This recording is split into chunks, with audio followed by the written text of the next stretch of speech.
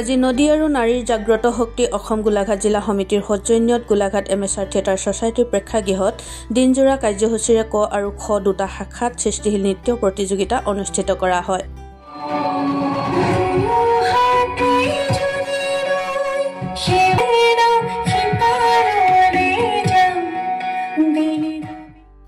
অনুষ্ঠানৰ আৰম্ভণিতে প্ৰয়াত শিল্পী জুবিন গাৰ্গৰ প্ৰতিচ্ছবিত বন্তি প্ৰজ্বলন কৰে সমাজকৰ্মী তথা শিক্ষয়িত্ৰী কুমকুম চাংমায়ে। তাৰ পাছতে অতিথিসকলক সম্বৰ্ধনা জনোৱা হয়। সৃষ্টিশীল নৃত্য প্ৰতিযোগিতাৰ শুভ উদ্বোধন কৰে সাংস্কৃতিক কৰ্মী বৰ্ণালী চলিহাই। সন্ধিয়ালৈ মুকলি সভাৰ আয়োজন কৰা হয় আৰু সভাত গোলাঘাটৰ কেইগৰাকীমান ব্যক্তিক সম্বৰ্ধনা জনোৱাৰ লগতে প্ৰতিযোগিতাৰ পুৰস্কাৰ প্ৰাপকসকলক উক্ত সভাতে পুৰস্কাৰসমূহ প্ৰদান কৰা হ'ব। মই শ্ৰীমতী গায়ত্ৰী শইকীয়া, নদী আৰু নাৰী জাগ্ৰত শক্তি অসম গোলাঘাট জিলা সমিতিৰ মই সভানেত্ৰী। আমি আজি 2 ডিচেম্বৰ তাৰিখে গোলাঘাট এমএছআৰ হলত এটি অনুষ্ঠান অনুষ্ঠিত কৰিবলৈ লৈছিলোঁ। ইতিমধ্যে আমাৰ অনুষ্ঠানভাগী আৰম্ভ হৈ গৈছে।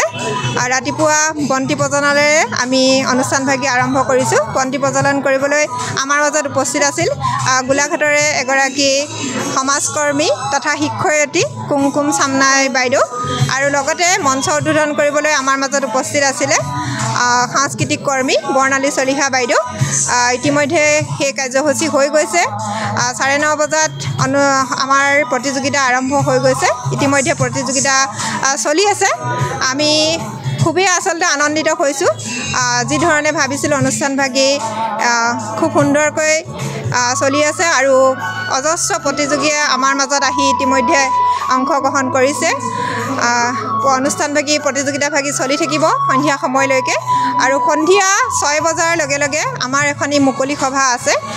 মুকলি সভাখনলৈ আমি গোলাঘাটৰে কেইবাজনো সামাজিক কৰ্মী তথা গণ্যমান্য ব্যক্তিক আমি আমন্ত্ৰণ জনাইছোঁ। তেখেতসকল আহি আমাৰ মাজত উপস্থিত হ'ব।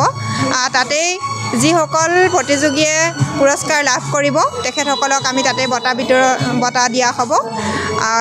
আৰু লগতে আমি বিশেষ সম্বৰ্ধনা অনুষ্ঠান এটাও ৰাখিছোঁ গোলাঘাটৰে কেইবাজনো ব্যক্তিক। গতিকে অনুষ্ঠানভাগী ভাবিছোঁ অনাগত সময়তো আমাৰ সুভাৱে পৰিচালিত হৈ যাব। আমি আশাবাদী আৰু গোলাঘাটৰ সমূহ ৰাইজে আমাৰ যি সমৰ্থন আগবঢ়াইছে তাত আমি যথেষ্ট আনন্দিত হৈছোঁ, আৰু অনাগত দিনতো এনেদৰে আমাক সহায় সহযোগ আগবঢ়াই যাব বুলি আমি আশা কৰিছোঁ। ধন্যবাদ। গোলাঘাটৰ পৰা পল্লৱিকা বৰুৱাৰ ৰিপৰ্ট, সময় অসম।